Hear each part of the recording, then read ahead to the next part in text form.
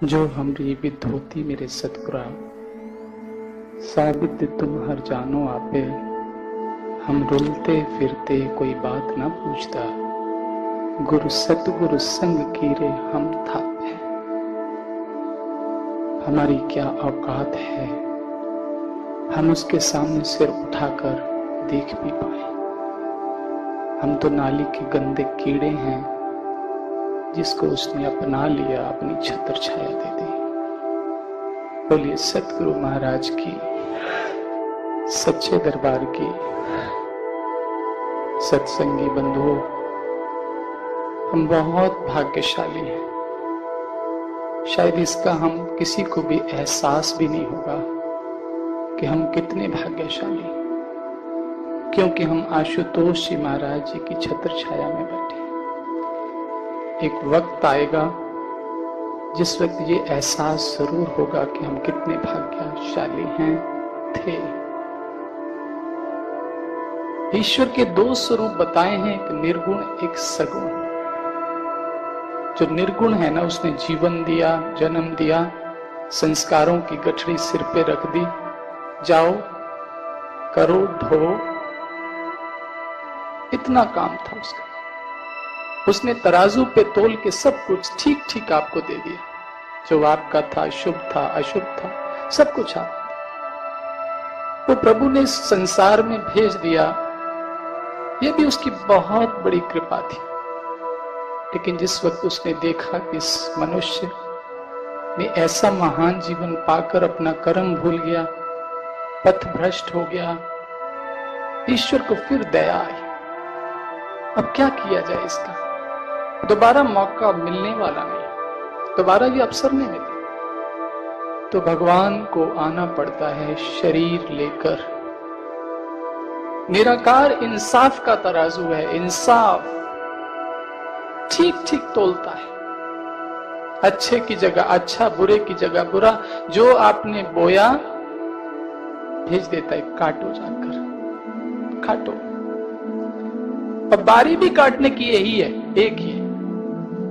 लेकिन प्रभु जिस वक्त देखता है कि इस व्यक्ति ये काट नहीं पाएगा, बल्कि और बोए जा रहा है, इसे कितने जन्म, हजारों जन्म, करोड़ों जन्म लेने पड़ेंगे, इसकी मुक्ति नहीं हो सकती। वो दया करके, करुणा करके इस धरती पर आता है, महापुरुष बन के, सतगुरु बन के, अवतार बन के, केवल करुणा के कारण।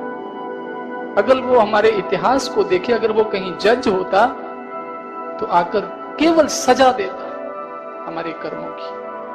वो जज नहीं है, वो जज बनकर नहीं आता, वो माँ और पिता बन के आता है। तुम ही हो माता पिता, तुम ही हो बंधु सखा, तुम ही।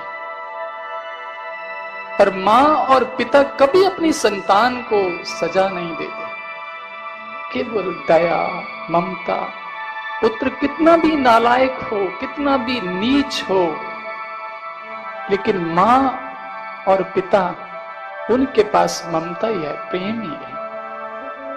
लेकिन सतगुरु तो इनसे भी ऊपर है।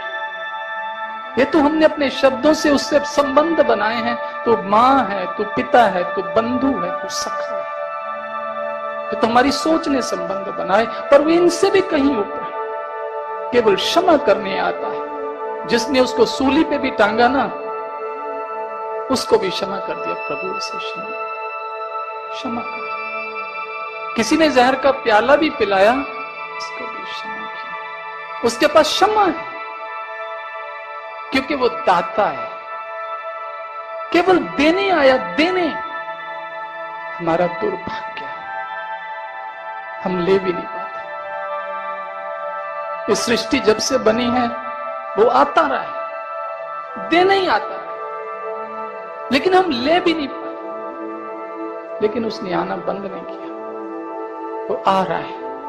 आज भी आया, देने ही आया, कुछ लेने नहीं आया। भगवान कृष्ण देने ही आए थे। अर्जुन को समझा रहे कि तू कर, तू कर्म कर, तू युद्ध कर, तू धर्म के आधार पर खड़ा। देने ही आए थे। वो जीत कृष्ण की थी, जो अर्जुन के मस्तिष्क पे सेहरा बनाकर बांधी उसने, वो देने ही आए थे, हम ले नहीं पाते। वो जानता है कि हमारे कर्मों की गठरी कितनी भारी है, वो जानता है कि हमारे जीवन का इतिहास क्या है, हमारे अनेक जन्मों की किताबें ग्रंथ भरे पड़े अंदर, जिसको हम जीवन में पढ़ ही नहीं सकते, क्योंकि हमारा ध्यान ही नहीं वहां होता। हमारा ध्यान वहां तक जाता ही नहीं कि हम अपनी जिंदगी की कहानी को कभी पढ़ पाए। उस संसार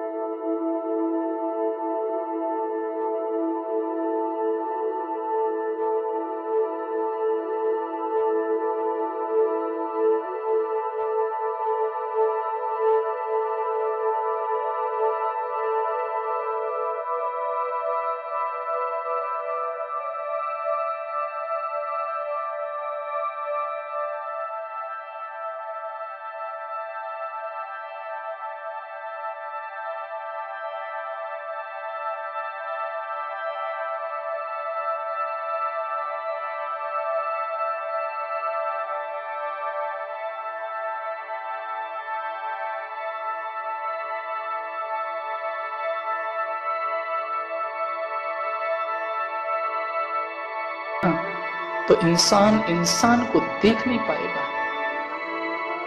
पशु भी इंसान के नजदीक नहीं आ पाएंगे कि ये इतना नीच है, इतना गुनाहगार है, क्योंकि इसने जीवन भर गुनाह करके छिपाए, केवल दबाए, और दबते दबते उसमें भयंकर सड़ांध पैदा होती है, जो हमारे व्यवहार और कर्म में झलकती है। प्रभु दया करके पकड़ता है कि वो एक बंद पिंजरे के अंदर एक तोते को निकालना चाहता है कि तू इस बंदर से निकल और खुले आकाश में घूम, लेकिन वो तोता उसी का हाथ काटने आता है, क्योंकि उस तोते को पिंजरे से इतना मोह हो गया, वो अपने उड़ने की शक्ति भूल गया। वो उसको बाहर निकालता है, वो तोता घूम के फिर उसमें घुस जाता है पिंजरे में, क्योंकि उसको पिंजरे से इतना मोह हो गया। फिर महापुरुष पीछा नहीं छोड़ते, क्योंकि वो दया करने आए, निकालने आए, फिर वो पिंजरा ही तोड़ देते। महापुरुष जब आते हैं यही काम करते हैं, वो हमें उस एक अपने से जोड़ते हैं, उससे जोड़ते हैं। वो जो कुछ भी करते हैं हमारे कल्याण के लिए, हर रचना उनकी शिष्य के कल्याण के लिए, कि इसका भला हो, इसका कल्याण हो। लेकिन शिष्य शिष्यत्व की परिभाषा को ही नहीं समझ पाता। शिष्य जिसने सीखना है, अपने जीवन के अंतिम श्वास तक सीखना है। शिष्य कभी शिक्षक बन जाए तो भयंकर गलती हो जाएगी। और मनुष्य के मन में एक ही स्वभाव बना है कि मुझे समझाना है, मुझे बताना है। शिष्य शिष्य रहे तो काफी है। पहले तो वो शिष्य उस अध्यात्म की विद्या में, उस अध्यात्म के स्कूल में दाखिल होता है। ये अध्यात्म का स्कूल गुरु घर है। अब शिष्यत्व का जो मार्ग है, मंजिल बहुत दूर है और समय भी बहुत कम है, और शिष्य जो है अचेत है, बेफिक्र है। क्या हमारा हाल नहीं है ये? हम कितने बेफिक्र हैं, हमें अपने मंजिल के प्रति कितना गंभीर होना है। इसलिए वो शिष्य को सेवक के स्वरूप में बदलता है। हर शिष्य को वो सेवा में लगाता है। ये उसके कल्याण करने का तरीका है, ये उसकी रचना है। वो जानता है कि मुझे इसको दलदल से, नरक से कैसे निकालना है। एक छुरी बहुत तेज है ना, हल्की सी प्याज काटते हुए, सब्जी काटते हुए लग जाए तो उंगली कट जाती है। धार बड़ी तेज है। अगर धार कुंठित हो जाए तो थोड़ी बहुत लग जाए तो नुकसान नहीं करती। कर्मों की धार भी बड़ी तेज है। सतगुरु उसकी धार को कुंठित करने के लिए हमें सेवा में लगाता है। तुम सेवा में लग जाए, हर व्यक्ति को सेवा में लगाता है, क्योंकि दूसरा कोई उपाय नहीं है। जो कर्म हमने किया ना, बड़ी तेज धार है। इन कर्मों ने तो अनेक जन्मों बाद द्रौपदी को भी नहीं छोड़ा। भरी राजसभा में अपमानित होने के लिए ऐसी परिस्थितियां बना दी कर्मों ने, लेकिन उस कर्म की धार द्रौपदी की भक्ति ने, सेवा ने कुंठित कर रखी थी, इसलिए उसका बचाव हुआ। सतगुरु सेवा इसलिए नहीं कराता कि उसके लिए हम कुछ करते हैं, मन से निकालो। इस संसार के अंदर जब महापुरुष आते हैं ना, अपना लक्ष्य सिद्ध करके आते हैं, पूरा करके आते हैं, जीत के आते हैं। भगवान राम ने चाहे रामेश्वरम का पुल बनाया, चाहे भगवान कृष्ण अर्जुन को प्रेरित कर रहे कि तू लड़, वो हमारे भरोसे नहीं आते कि शायद उनका हम काम करेंगे। अर्जुन जिद करता है, प्रभु मैं नहीं लड़ सकता ना। भगवान कृष्ण ने अंतिम में दिखा दिया, मूर्ख, ये युद्ध तो पहले से ही जीता हुआ है, सब तो पहले से मरे हुए, तू किसको मारेगा? काम तो पूरा है, तुम क्या करोगे? ये तो तेरे लिए, तेरे भले के लिए, तेरे कल्याण के लिए, सत्य धर्म की स्थापना के लिए इस जीत का सेहरा केवल तेरे मस्तक पे बांधना चाहता हूं और कुछ नहीं। उसके लिए आप क्या कर सकते हैं? हम अपने कर्मों की धार को कुंठित कर ले, इतना ही काफी है। हम अपने बोझ को कम कर ले, इतना ही काफी है। हमारा ध्यान अपने पर बना रहे, इतना ही काफी है। हम अपनी जिंदगी की किताब को पढ़ सकें, इतना ही काफी है। कम से कम हमें एहसास तो होगा, हमें कर्म का बोध तो होगा कि मुझे कर्म की ओर चलना है। कोई भक्त जब सेवा करता है ना, तो उसके मन में बहुत सम्मान भी आने लगता है। सेवक क्यों कहा गया? सेवक एक गुणवाचक नाम है, सेवक, जिसके अंदर सेवा का शौक है, सेवा की लगन है, सेवा का जनून है, जिसमें भाव है, वो सेवक। भगवान कृष्ण अर्जुन को वो सेवक, वो भाव पैदा कर रहे हैं सत्संग के द्वारा, समझाकर, फिर दिखाकर। यही कार्य महापुरुष करते हैं। वो हमारे भरोसे नहीं आते, वो किसी के भरोसे नहीं आया, ना हमारे ना आपके, कि हम सत्संग करेंगे और आप सेवा करेंगे, हमारे भरोसे नहीं आया। ये नहीं भी होगा तो भी वो लक्ष्य को जीत के आया। दुर्भाग्य हमारा है कि हम अपने कर्म से इंसाफ नहीं कर पाते, हमें संतुष्टि नहीं होती अपने कर्म से, क्योंकि सेवक का कर्म और सेवक का धर्म बहुत ऊंचा है, बहुत ऊंचा है। और सेवक बने बिना उसके बीच में मिला नहीं जा सकता।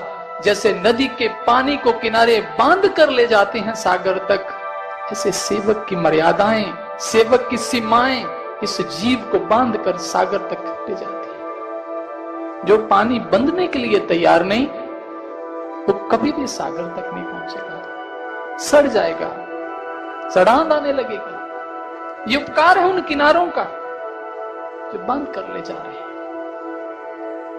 सेवक के गुण होते हैं। कोई भी चीज की कीमत उसके गुणों के कारण से होती है। फूल में गुण है, सुंदरता है, खुशबू है, इसलिए इसकी कीमत है। ऐसे भी बहुत से फूल जंगलों में होंगे, ना तो उसकी खूबसूरती है, ना सुंदरता है, ना खुशबू है, उसकी कीमत नहीं है। इस सेवक के अंदर सेवक का धर्म और सेवक का कर्म क्या है, ये गुण नहीं है तो वो सेवक नहीं है। कबीर ने कहा, कहे कबीर सो सेवक नहीं, चाहे चौगुना दाम। कोई कुछ करके उसके बदले में कुछ भी, वो सेवक नहीं है, वो व्यवहारी है, व्यापारी है, सेवक नहीं है। बहुत कमियां भरे पड़े हैं, गुण कोई नहीं। ये तो प्रभु ने पर्दे डाले हुए हैं, इसलिए एक दूसरे के गुणों का थोड़ा हम मेल जोल करते हैं, गुण कोई नहीं। अब गुण ही अब गुण है, गुनाह ही गुनाह है। उसके सामने गर्दन उठाने के भी काबिल नहीं है। हमें विचार करना, ये रास्ता बहुत लंबा है। अगर सच्ची सच्ची सीधी सीधी बातें हम नहीं आपस में करेंगे तो हम एक दूसरे के साथ धोखा करेंगे।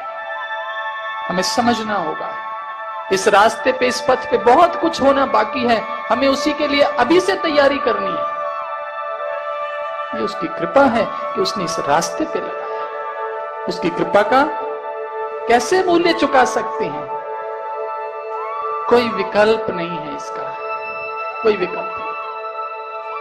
केवल एक जो गुरु को प्रसन्न कर सकता है, प्रभु को प्रसन्न कर सकता है, वो एक ही विकल्प है। सेवा ऐसा मंत्र है, सबका मन हर लेत।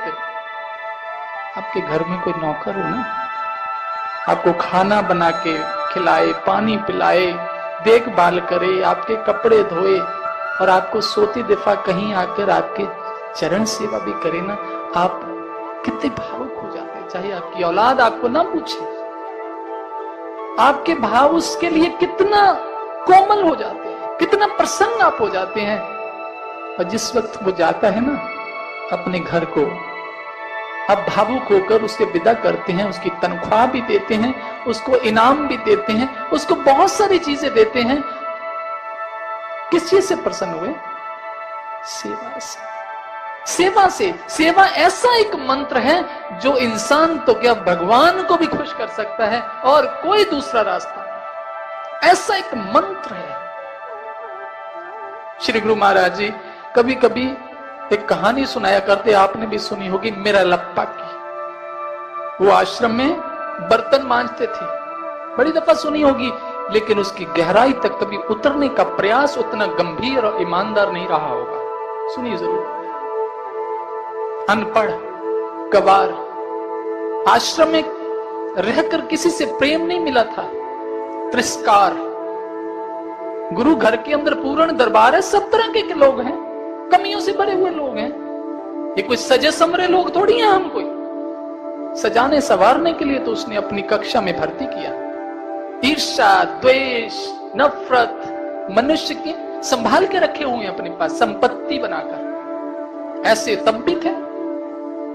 मेरा लप्पा को एक सेवा देगी बर्तन मांजने की।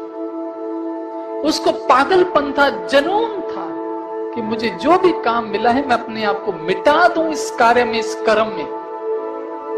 कभी कभी वो आंखें उठा के देख लिया करता था।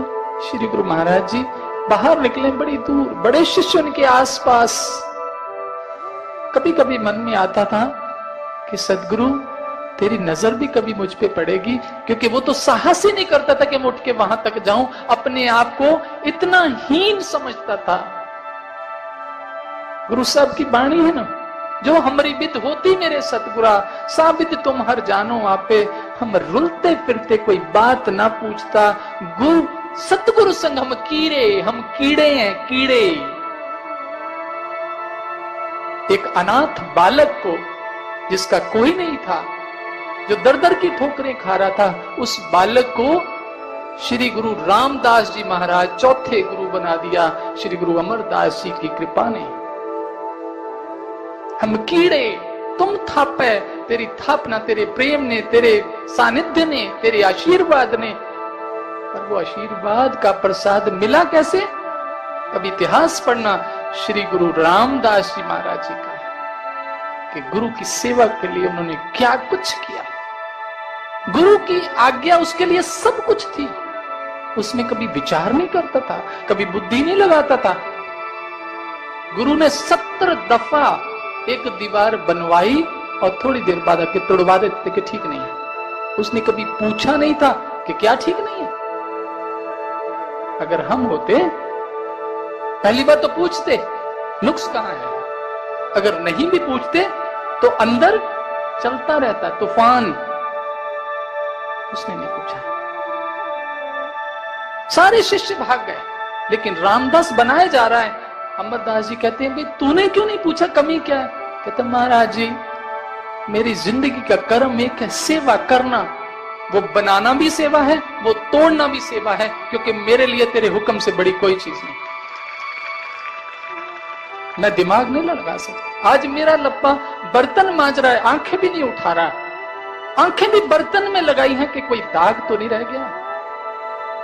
हम देखें अपनी तरफ, सेवा में लगे होते हैं, कभी गुरु आ जाए, हमें सेवा का पता नहीं है कि छोड़ के हम भागते हैं पीछे, क्या खराब हो गया, क्या टूट गया, कोई चीज क्या है, हमें कर्म का ही बोध नहीं है। अभी सेवा करना तो कोई बड़ी दूर की यात्रा है, चलते चलते समझेंगे सेवा क्या होती है, उसके उपकार को समझेंगे कि उसने कितना बड़ा उपकार हम पर किया है, वो कितना बनाना चाहता है सेवा देकर, अभी वो पकाना चाहता है आग में डालकर, तभी सेवक बनेंगे, तभी गुण आएंगे वो शीतलता के, जब मटका आग में पड़ेगा।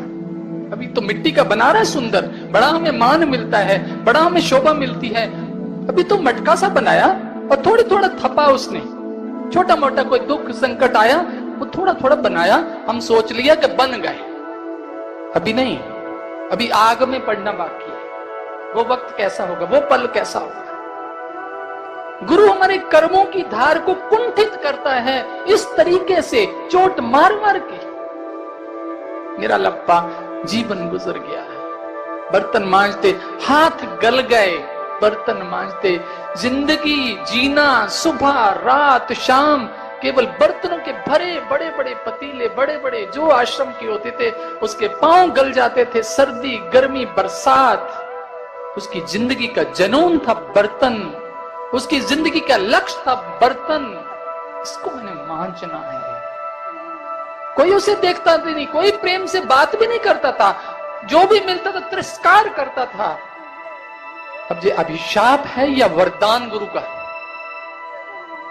समय बीता, गुरु ने शरीर छोड़ने का समय आया तो अपने प्रिय शिष्यों को, जिनकी बड़ी आशाएं रही होंगी, उनको बुला के कहा, भाई ये एक पत्र है, मैं शरीर छोड़ रहा हूं, मेरी इच्छा जो मैंने वो व्यक्त की है इसमें भरी इस पब्लिक के बीच में, उसको पढ़ के सुना दो। सारी पब्लिक, सारी दुनिया, सारी संगत, सब प्रेमी शिष्य सब इकट्ठे हुए नम आंखों से, और कुछ स्वार्थी अधिकार पाने के भूखे, मैं शब्द कठोर इस्तेमाल कर रहा हूं ताकि हमें सीधा सीधा समझ आए, वो शिष्य जो केवल अधिकारों को छीनने का ही केवल प्रयास है कि अधिकार कुछ बनना, ऐसे शिष्य भी होंगे जो गुरु के आसपास सब अपने अपने अंदाज और कयास लगा रहे हैं कि यहाँ का कार्य संचालन दिया होगा, लिखा होगा इसके बारे में, सब अपना अपना, क्योंकि कुछ लोग सेवा के बदले में कीमत लेते हैं, कागज के नोटों की नहीं,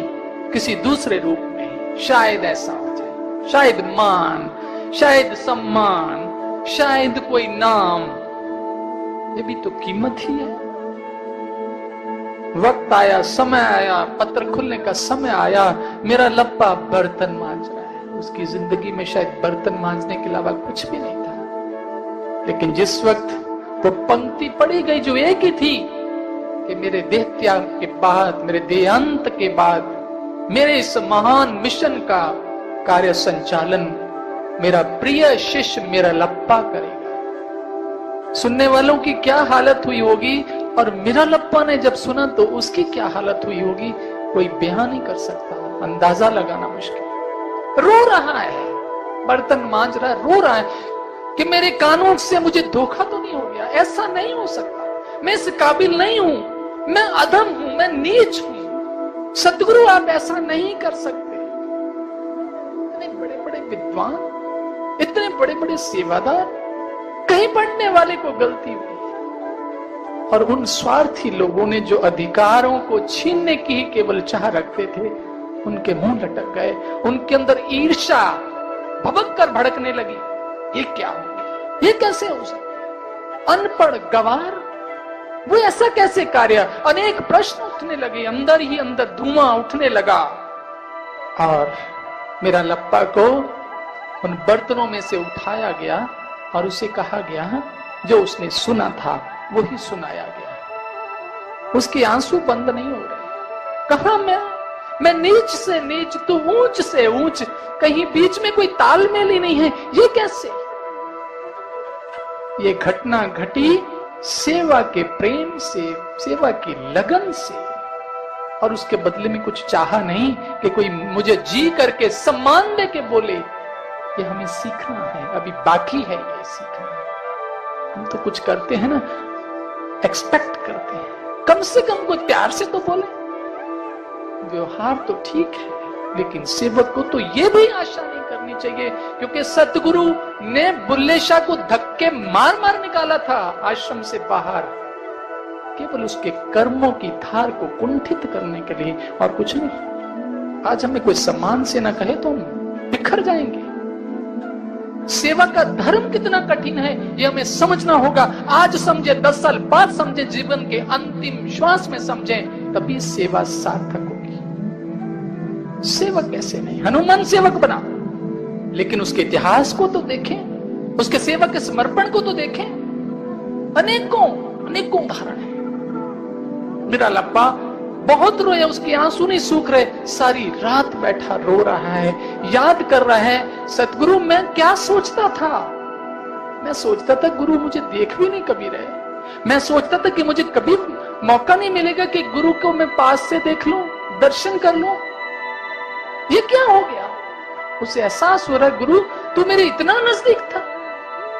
क्योंकि गुरु और शिष्य का संबंध बाहर का शरीर का नहीं है, शरीर तो भूल भुलैया है।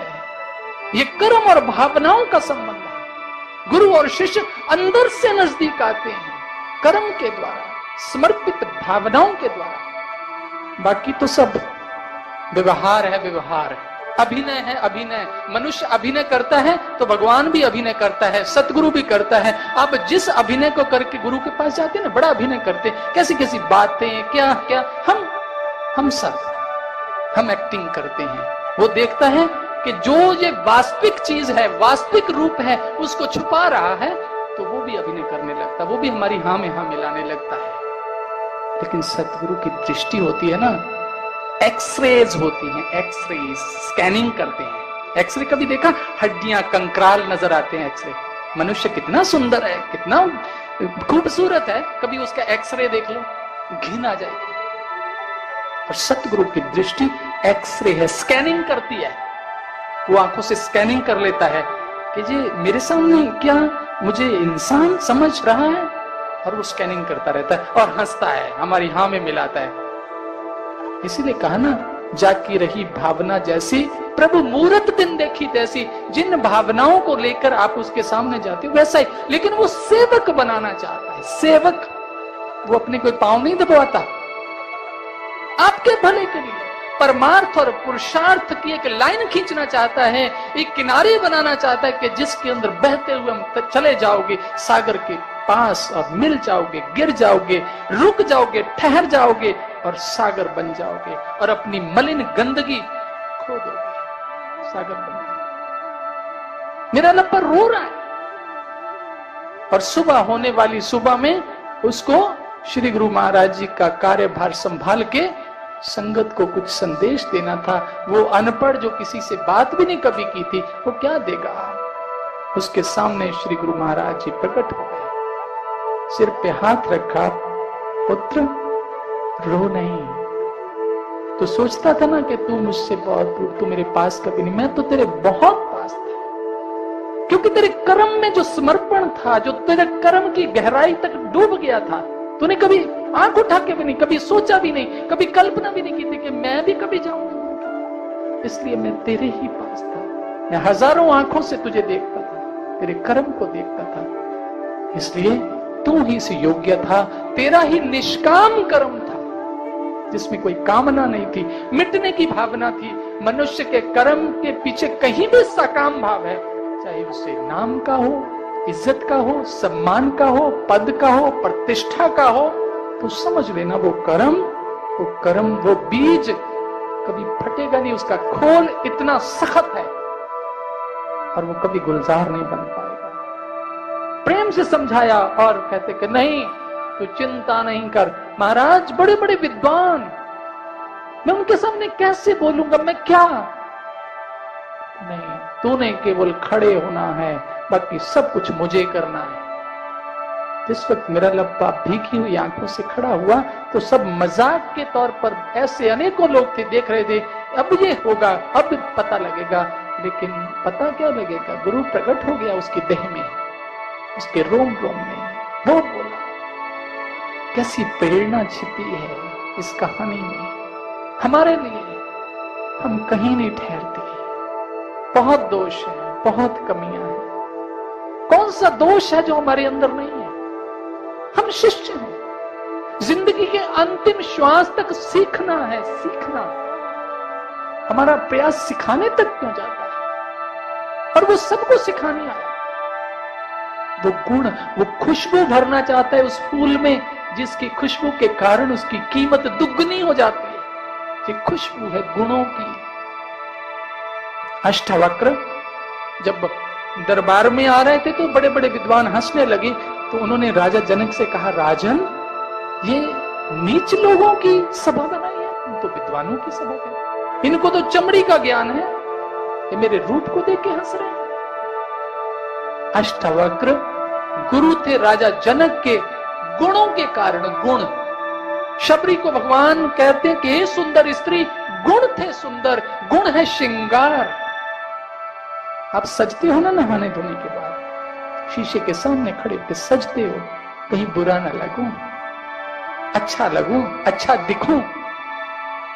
लेकिन अगर उसी सूरत के साथ गुरु के सामने आ गए तो भेद खुल जाएगा, क्योंकि वो आपकी सूरत को नहीं देखता, सीरत को देखता। सीरत, श्रृंगार हम बाहर से करते हैं सुंदर दिखने के लिए, लेकिन सतगुरु गुणों का श्रृंगार पसंद करता है, खुश होता है। अपने भक्त को, अपने शिष्य को, जैसे एक बाप खुश होता है अपने पुत्र की उपलब्धियों से, ऐसे सतगुरु भी बाप है, पिता है। वो खुश होता है जिस वक्त हमारे अंदर वो गुण, जो गुण हमें सेवा करने से मिलेंगे, क्योंकि उसने अवसर दिया, मौका दिया। क्रिकेट की एक ग्राउंड होती है, खेलते हैं, खेलते हैं किस लिए? जीतने के लिए, और जीत जान लगा के खेलते हैं, भागते हैं, दौड़ते हैं, गिर जाएं, टूट जाएं, कोई चिंता नहीं, केवल उस बॉल को पकड़ना है, आउट ना हो जाए, बाउंड्री के बाहर ना चली जाए। तो सतगुरु ने भी हमें खेलने का मौका दिया, एक अवसर दिया। हिंदुस्तान में हजारों लोग क्रिकेट खेलते हैं, लेकिन इंटरनेशनल टीम में सबको मौका मिलता है? कुछ चंद लोग होते हैं, पूरे हिंदुस्तान से चंद लोग होते हैं, उनको देश का प्रतिनिधित्व करने का मौका मिलता है। और जब वो खेलते हैं ना पाकिस्तान के साथ, देखो जान लगी होती है, मिटने की भावना, जंग होती है, वो केवल जीतना है। सतगुरु ने हमें वही फाइनल खेलने का मौका दिया है। लीग मैच नहीं है ये फाइनल मैच है। 84 लाख योनियों के बाद ये मौका मिला है खेलने का, सेवा का, और हम खुशकिस्मत हैं। मैंने आपको शुरू में कहा खुशकिस्मत हैं, क्योंकि हमें मौका मिला है इस टीम में खेलने का। ये मैच वो देख रहा है, मल्टी कैमरा से देख रहा है कि कौन कितनी लगन से खेल रहा है, कौन जीतने के लिए खेल रहा है, कौन अपने नाम के लिए खेल रहा है, कौन व्यक्तिगत उपलब्धि के लिए खेल रहा है, और कौन देश की जीत के लिए खेल रहा है, लक्ष्य के लिए खेल रहा है। वो देख रहा है। निस्संदेह जीतना तो एक नहीं है, लेकिन जो सत्य के साथ खेलता है, जो ईमानदारी से खेलता है, जो कर्म को समर्पित होकर खेलता है, सत्यमयी जयते, निश्चित जीतेगा, निश्चित। लेकिन जो लगन से नहीं खेलेगा वो हारेगा। इसलिए सेवक बनना है, और सेवक का धर्म, सेवा ऐसा मंत्र है, सबका मन हर लेत, परमेश्वर भी सेमते, मुंह मांगा फल देत। उससे मांगने की जरूरत नहीं पड़ती, वो अंदर की भाषा को, हृदय की भाषा को, भावनाओं की भाषा को जानता है। सज्जनों, हम सेवक बनने का हमें भी अवसर मिला है, और मौके का लाभ जिस व्यक्ति ने नहीं उठाया वो हमेशा पछताया। हमेशा बाप चाहता है कि मेरा पुत्र मुझसे भी बढ़िया बने, जो कोई कमी ना रहने दूं मैं। कबीर ने एक बड़ी सुंदर बात कही कि गुरु और पारस में बड़ो अंतरो जान। गुरु को पारस के साथ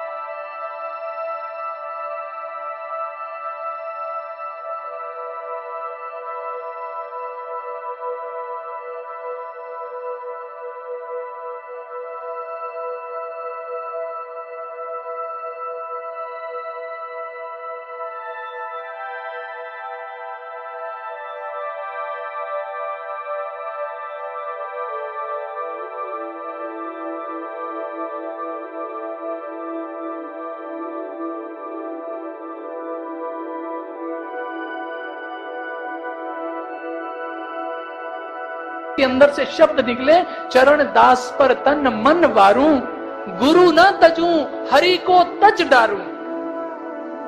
कैसी गहराई होगी गुरु के प्रति उसकी।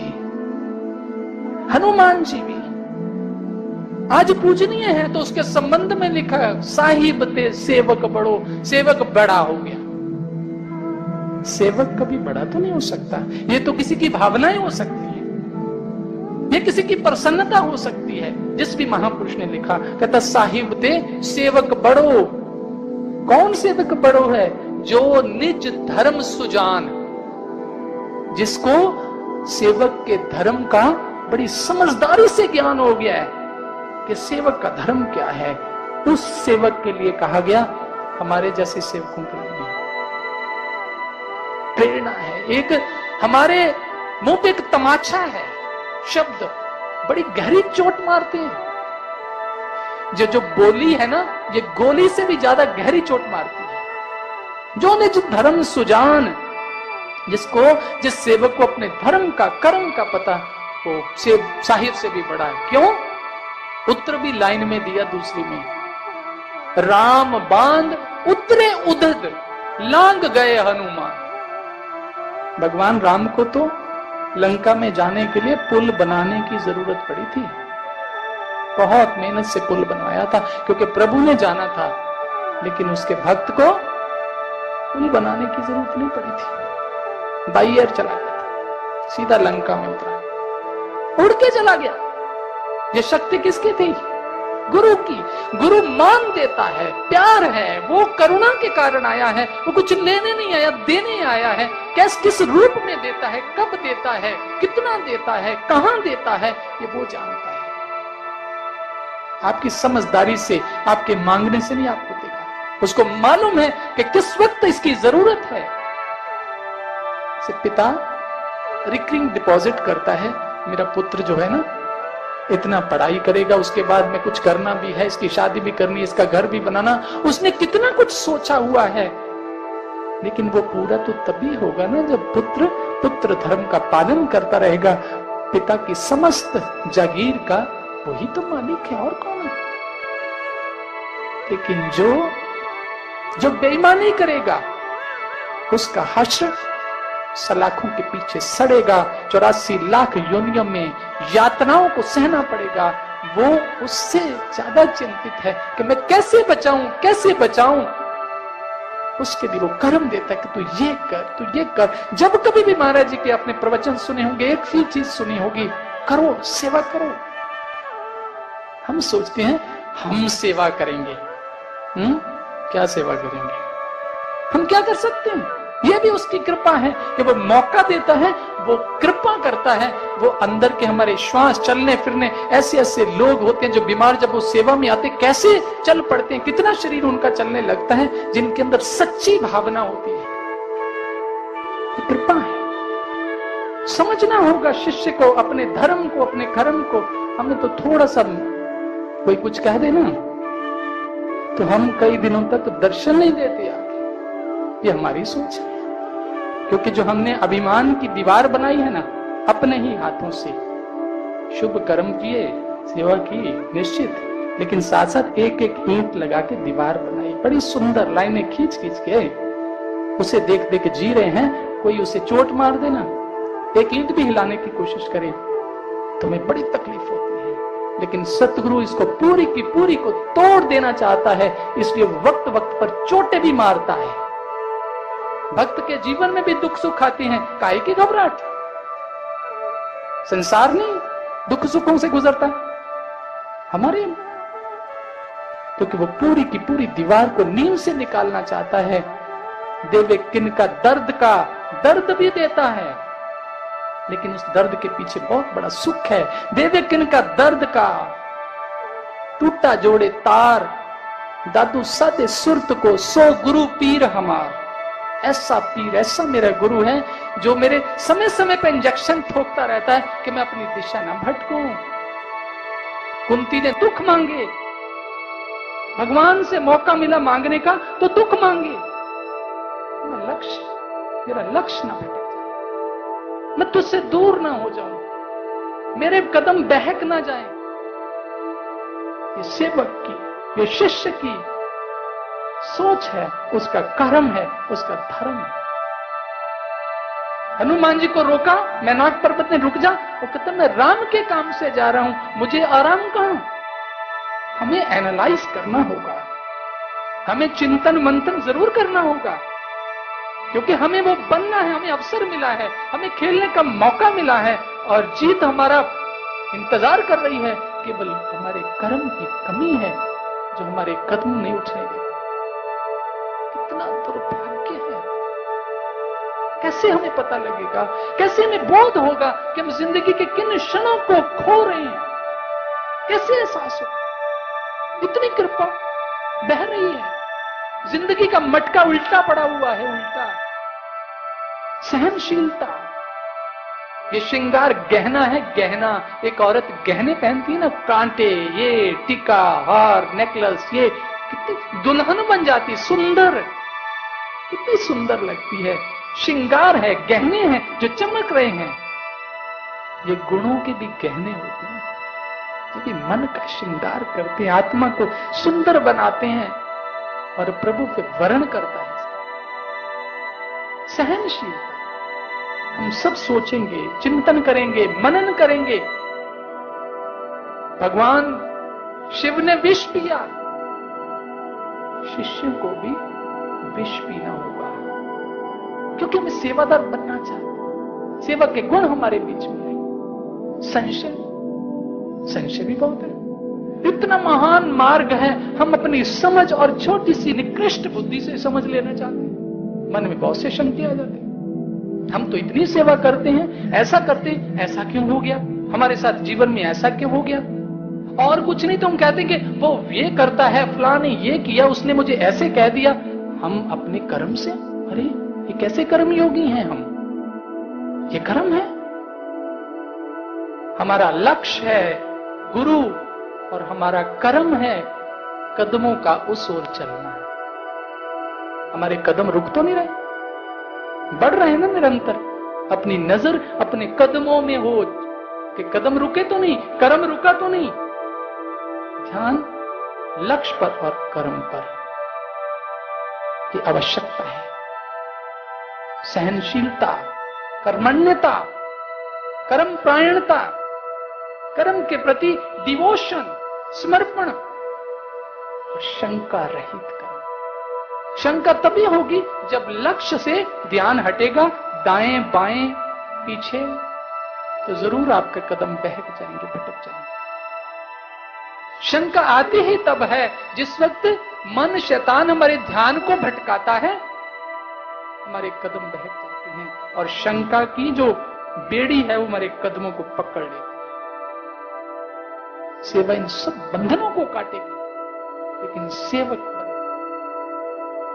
सेवक के जीवन में विनम्रता, प्रेम भी होना।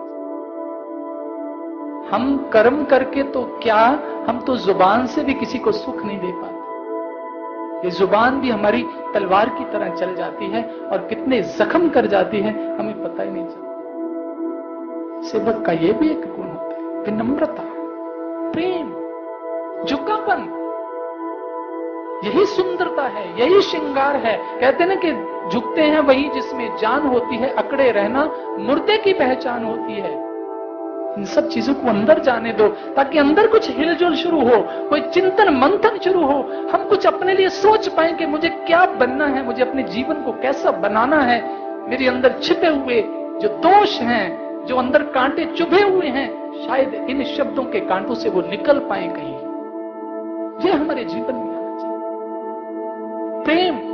प्रेम की भाषा कम से कम हमारी जुबान पे तो आए और प्रार्थना से हमारे कर्म और व्यवहार में भी जरूर उतरेगी। इसलिए सज्जनों, गुरु एक लक्ष्य है, हमारा लक्ष्य। किसी को मत देखना कौन क्या कर रहा है, जो कोई करेगा तो मत देखो, वो हजारों आंखों से देख रहा है क्योंकि उसने मौका दिया खेलने का। खेलो, जैसे मर्जी करो, क्योंकि इनाम उसके पास है। इनाम उसी को मिलना जो जीतेगा, जो कर्म पूरा करेगा। आप केवल गुरु को देखो, किसी को न देखो, केवल गुरु को देखो और अपने आप को देखो। मरीज केवल डॉक्टर को देखता है और उसकी दवाई का सेवन करता है, वो साथ में पड़े हुए बेड पे किसी मरीज को नहीं देखता कि ये तो मर गया, इसका इलाज क्या ठीक से नहीं हुआ। उसको ये सोचने का कोई अधिकार नहीं है। केवल उसे अपने इलाज से मतलब है और गुरु की आज्ञा के अधीन और पुरुषार्थ और परमार्थ कर्म में लगने की जरूरत है, समाज कल्याण में, जिससे आपके द्वारा, आपके माध्यम से आपको निमित्त बनाकर गुरु अपना काम करेगा, औरों को भी बदलेगा, औरों का भी इलाज, सबका इलाज करने आया है, सबका इलाज करने आया। कभी भ्रमित मत हो जाना, कभी डगमगा मत जाना, बल्कि किसी की डगमगाई हुई श्रद्धा को टिका देना, स्थिर कर देना, जोड़ देना। भक्ति जोड़ने का नाम है। तभी कहा ना, उल्टे पुल्टे शब्द का शिष्य नहीं माने दुख। आपको कुछ भी गुरु घर से कोई कह दे, आपका रिश्ता गुरु के साथ है। किसी ने कुछ कह भी दिया, मान लो, ये आपकी परीक्षा हो सकती है, आपके मन पे चोट हो सकती, हो सकता गुरु के किसी को माध्यम बना के आपको मटका देखते ना, ठनखा ठनका के आवाज निकले ठीक से, ये भी हो सकता। मेरे गुरु हैं। हाँ, किसी दिन गुरु भी कह दे तो मिट जाना उसके चरणों में। बुल्ले शाह को धक्के मारेगा, वो कहता मैं मरना भी यही है, जिंदा तो मैं जाने वाला नहीं, 4 लोगों के कंधों पर जाऊंगा, क्योंकि मेरा तेरे बिना कोई है ही नहीं। आज वो पूछनीय बना। इसीलिए किसी ने कहा, उल्टे सुल्टे बचन का सिख नहीं माने दुख, कहे कबीर संसार में सो कहिए गुरुमुख। गुरुमुख है जिसने रिश्ता उससे जोड़ा है, उसे मालूम है रिश्ता डॉक्टर से है, मैं मरीज हूं, वो डॉक्टर है। कोई मरीज कुछ कह भी दे कि आप बेड छोड़ के आ जाते हैं, इलाज छोड़ देते हो? नहीं। जब डॉक्टर भी कुछ कह दे ना बारी, तो भी हम प्रार्थना करते हैं, आप जो मर्जी करिए, आप मेरा ऑपरेशन करिए, मैं लिख के दे देता हूं, मैं मर भी जाऊं तो कोई बात नहीं। पूर्ण समर्पण कर देता है। इस डॉक्टर के पास तो करके कोई देखे तो सही। विश्वास, श्रद्धा, प्रेम, लगन, भावना, समर्पण सुंदर श्रृंगार है सेवक का, भक्त का। ऐसा सेवक, ऐसा शिष्य प्रभु को बहुत प्रिय है। ऐसे शिष्य के लिए भगवान राम कहते, भरत भाई कपि से उऋण हम नहीं, मैं कर्जदार हूं हनुमान जी का, मेरी बड़ी सेवा की है। जिसका श्रृंगार ये गुण बने ना, वो प्रभु के नजदीक अति निकट, क्योंकि गुरु को पा लिया उसने, उसके मन मंदिर में विराजमान हो गया। उसके अंदर साम्राज्य खुल गया, वो नजदीक, अति नजदीक, वो उसके कर्म में रत है। एक चीज, जीवन का चरित्र निर्माण, ऊंचा चरित्र। मनुष्य के अंदर जब उसका पतन होता है तो ये एक छेद रह जाता है। आपको कितना वो प्रेम देता है, कितना मान देता है, बिना मांगे बहुत देता है, लेकिन इसे आप अपना मत समझना, उसकी कृपा समझना। और यहां इस परिवार, पवित्र परिवार, जो मनुष्य चरित्र से हीन होगा एक कदम भी नहीं चल पाएगा, नष्ट हो जाएगा, भ्रष्ट हो जाएगा, क्योंकि महान चरित्रवान चरित्र निर्माण करने आया है, श्रेष्ठ मानव बनाने आया है। एक पत्थर को घड़ घड़ के मूर्ति बनाता है, चोट मार मार के मूर्ति बनाता है, तभी पूजा होती है। ये सतगुरु की कृपा है। कैसे चक्कर चल रहा है उसका। मैंने बीच में एक शब्द कहा कि कृष्ण अर्जुन को समझा रहे, इसलिए नहीं समझा रहे कि उसकी कोई कमजोरी है, वो सब कुछ करके आया था। कहीं अर्जुन को अभिमान हुआ? महाभारत युद्ध जीतने के बाद कहीं ना कहीं अंकुर फूटा, क्योंकि ये होता है मनुष्य के अंदर भरपूर मात्रा है इन सब चीजों की। तो भगवान वो भी कांटा निकाल देना चाहते थे। भगवान ने समझ लिया कि इसके अंदर कांटा एक छोटा सा चुभ रहा है, नासूर बन जाएगा, इसको निकालना जरूरी है। बर्बरीक की गर्दन टांगी हुई थी। भगवान कहते हैं वो गर्दन उतार के लाओ। वो गर्दन बर्बरीक घटोत्कच के पुत्र की थी, जो कहता था कि जो हारेगा मैं उसकी तरफ से लड़ूंगा। और भगवान ने देख लिया कि ये बहुत जबरदस्त निशानेबाज है, इसका तीर लक्ष्य भेदता ही है। इसलिए भगवान ने अब धर्म की स्थापना के लिए जो अधर्म के पक्ष में लड़ेगा या उधर्म के लिए कुछ करेगा तो उसकी गर्दन काट के टांग दी। उस गर्दन ने कहा कि महाराज आपके हाथों मेरा जीवन सफल हो गया, पर मेरी अंतिम इच्छा है, मैं महाभारत देखना चाहता हूं। भगवान ने उसकी गर्दन ऊंची जगह टांग दी जहां से वो सब देख रहा था। पूरा महाभारत देखा उसने। गर्दन मंगवाई और भगवान बर्बरीक को कहते, तूने युद्ध देखा सारा? जी महाराज, मैंने सारा युद्ध देखा। क्या देखा? महाराज केवल एक चक्र घूम रहा था, चारों तरफ वो चक्र घूम रहा था और मुझे कुछ नहीं दिखा, केवल मुझे चक्र ही दिख रहा कि चारों तरफ चक्र ही घूमता है। भगवान कृष्ण हल्के से मुस्कुराए, अपने दोनों सुंदर नयन अर्जुन की तरफ मोड़े। अर्जुन को एहसास हो गया अपने गुनाह का, गलती का, ये गुनाह हम भी करते हैं, कर वो ही रहा है, चक्कर उसी का चल रहा है। आने वाले समय में देखेंगे मालिक की क्या खेल, क्या लीला होती है। लेकिन कहीं पीछे मत रह जाना, कहीं कदम रोक मत देना, कहीं बैठ मत जाना। टूट जाए पांव लेकिन रुके ना। मिट गए तो गुलजार होंगे, बने रहे तो पाषाण होंगे। सज्जनों, बहुत सारी बातें हैं और समय इजाजत नहीं देता, लेकिन इतना जरूर कहूंगा, जो कृपा की है ना उसने लूट लेना, बस इतना ही कहूंगा। इसलिए प्रेमियों, इस भक्ति की जो कमाई है वो सेवा ही है। आप सेवा में डट जाएं, लग जाएं, एक स्तंभ की तरह, हिमालय की तरह खड़े हो जाएं अपनी सेवा में, अपने कर्म में, और कुछ कर दें। सच में ये फाइनल मैच है, खेल लो, भाग लो, दौड़ लो, कम लगा दो चौके छक्के, कोई कमी ना रहे, क्योंकि ये मौका फिर फाइनल मैच नहीं मिलेगा। चलें और श्री गुरु महाराज जी से हमेशा प्रार्थना करते रहें, प्रभु मेरे पथ कभी रुके ना, टूट जाएं लेकिन मंजिल से पहले रुके ना, ये मुझे शक्ति देना, मैं कर्म योगी बनूं। ऐसी प्रार्थना हमेशा करते रहें। बोलो सतगुरु महाराज की सच्चे दरबार की।